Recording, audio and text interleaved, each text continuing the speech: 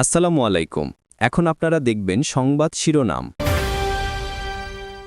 Vote গ্রহণের সময় 1 ঘণ্টা বাড়িয়ে চলতি সপ্তাহেই নির্বাচনের তফসিল। দায়িত্বে রাখা হচ্ছে না বেসরকারি ব্যাংক কর্মকর্তাদের। আমরা ভোটের সময় 1 ঘণ্টা বাড়ানোর সিদ্ধান্ত নিয়েছি, সকালে আধা ঘণ্টা এবং বিকেলে আধা ঘণ্টা। অর্থাৎ এখন ভোট শুরু হবে সকাল 7:30টায় এবং চলবে বিকাল 4:30 পর্যন্ত। প্রধান উপদেষ্টাকে অবহিত করল কমিশন।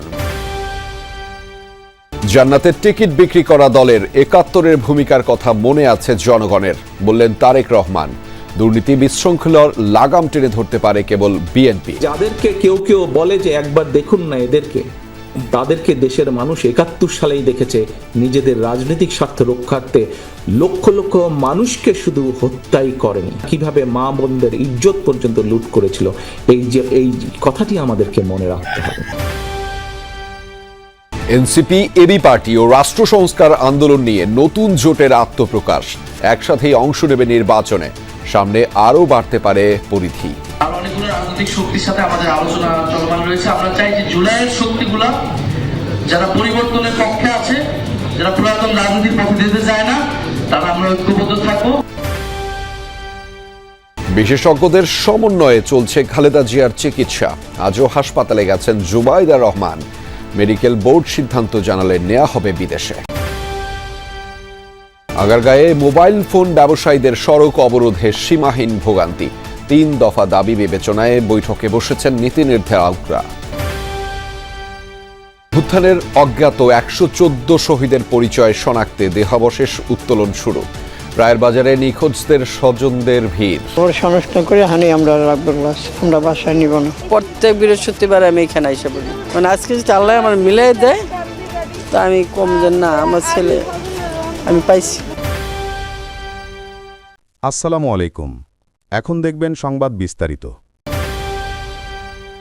সংসদ নির্বাচন ও গণভোট একই দিনে হওয়ায় ভোট গ্রহণের সময় 1 ঘণ্টা বাড়ানোর সিদ্ধান্ত নিয়েছে নির্বাচন কমিশন।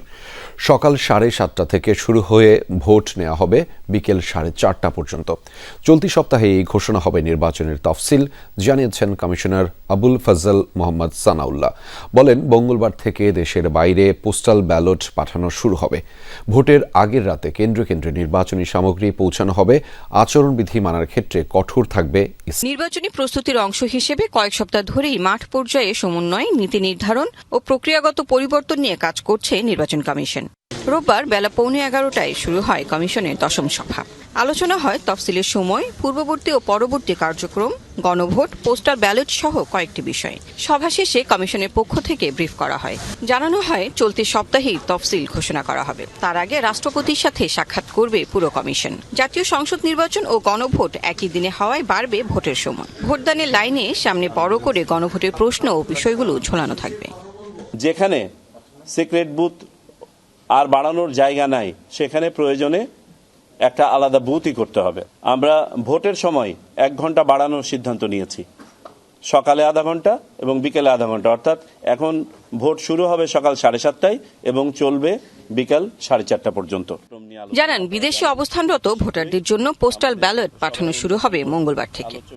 দেশের ভিতরে যে পোস্টাল ব্যালটগুলো আছে সেইগুলোর আমরা নিবন্ধন কাজ শুরু করব যেদিন তফসিল ঘোষণা হবে সেদিন থেকে এবং চলবে 15 দিন ব্যাপী।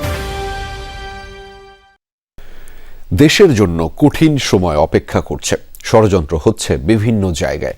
এমন সতর্কবার্তা দিয়ে বিএনপির ভারপ্রাপ্ত চেয়ারম্যান তারেক রহমান বলেছেন, জান্নাতের টিকিট বিক্রি করা দলের 71-এর ভূমিকা মনে আছে সাধারণ মানুষের। বলেন, 71-এ লাখ লাখ মানুষ হত্যা করে দলটি তাদের জাত চিনিয়েছে। ক্ষমতায় গেলে দুর্নীতির লাগাম টানার পাশাপাশি আইন শৃঙ্খলা পরিস্থিতি নিয়ন্ত্রণে রাখার প্রতিশ্রুতি দিয়েছেন বিএনপির ভারপ্রাপ্ত। প্রায় 14 দিন পর দলীয় কোনো কর্মসূচিতে হাজির হলেন বিএনপির ভারপ্রাপ্ত চেয়ারম্যান তারেক রহমান। আগামীর বাংলাদেশ নিয়ে বিএনপির পরিকল্পনা ছাত্রদলের নেতাকর্মীদের জানানোর কর্মসূচির সমাপনী সেশনে ভার্চুয়ালি যোগ দেন তিনি। আমরা জনগণ যে সিদ্ধান্ত দিবে তাই আমরা মাথা পেতে নেব। তারেক রহমানের বক্তব্যের বড় অংশ জুড়ে ছিল তার দলের দেশের জন্য আগামী দিনের পরিকল্পনার কথা, যেখানে সিঙ্গাপুর, কানাডার মতো দেশ বানানোর স্বপ্ন দেখানোর চাইতে গুরুত্ব ছিল স্বাবলম্বী বাংলাদেশের।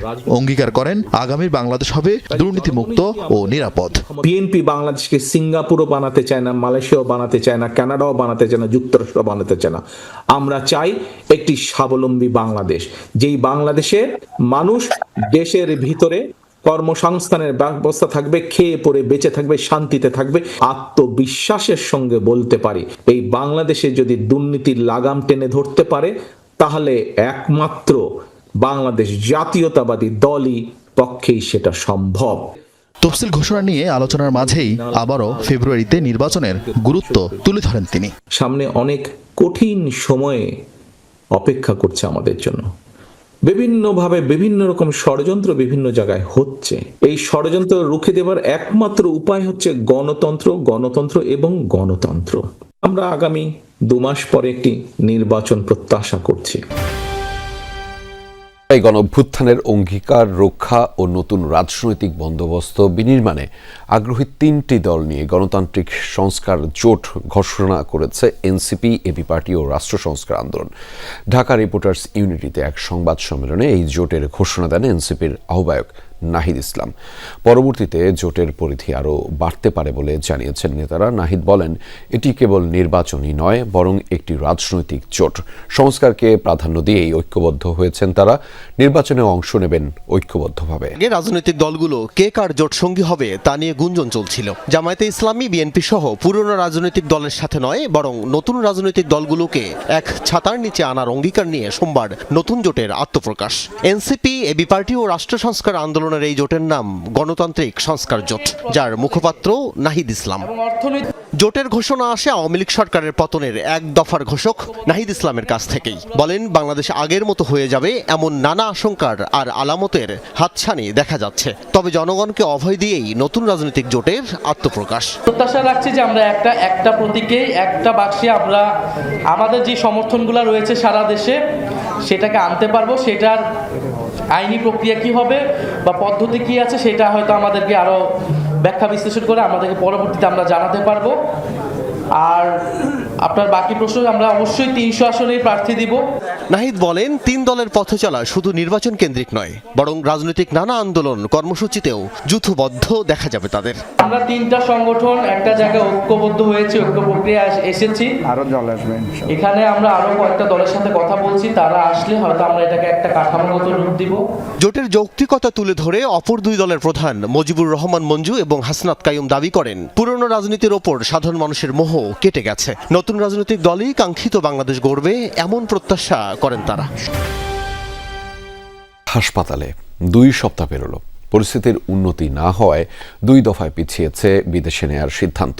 আপাতত এভার কেয়ার হাসপাতালে চিকিৎসকদের নিবিড় পর্যবেক্ষণে রয়েছেন বিএনপি চেয়ারপারসন, আর তার চিকিৎসার এই কর্মযজ্ঞ তত্ত্বাবধান করছেন দলের ভারপ্রাপ্ত চেয়ারম্যান তারেক রহমানের স্ত্রী ডক্টর জুবাইদা রহমান। গেল 15 দিন ধরে দেশের মানুষের দৃষ্টি এই হাসপাতালে। লম্বা সময় জুড়ে বিএনপি চেয়ারপারসন বেগম খালেদা জিয়া চিকিৎসকদের নিবিড় পর্যবেক্ষণে রয়েছেন এখানে।